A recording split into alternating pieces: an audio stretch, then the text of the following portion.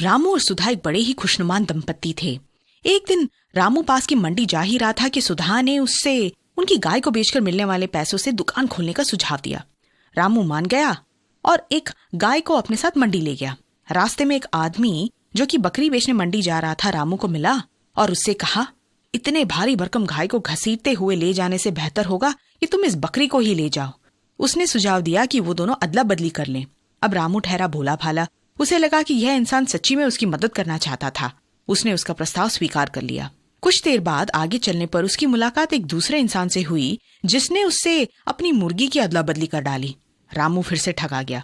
मगर यहाँ पर कहानी खत्म ना हुई। कुछ देर बाद रामू को बड़ी जोर से भूख लगने लगी और वो गया पास के होटल में। होटल का मालिक भी चालाक निकला।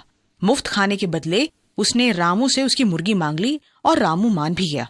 अब रामू का पड़ोसी उसके पीछे पीछे मंडी जा रहा था। रामू के इन अदला बदलियों को देखकर वो बिल्कुल हैरान रह गया। जब रामू के पास मंडी ले जाने के लिए कुछ भी न रहा तो उसने कहा, रामू भैया, ये आपने क्या गजब कर दिया।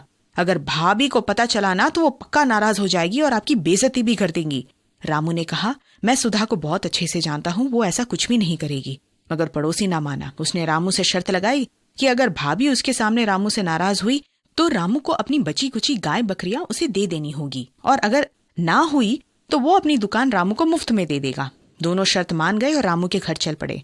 वहां जाकर जब पड़ोसी ने भाभी को पूरी कहानी सुनाई तो वो गुस्सा ना होकर रामू से पूछी, क्या होटल का भोजन आपके लिए काफी था?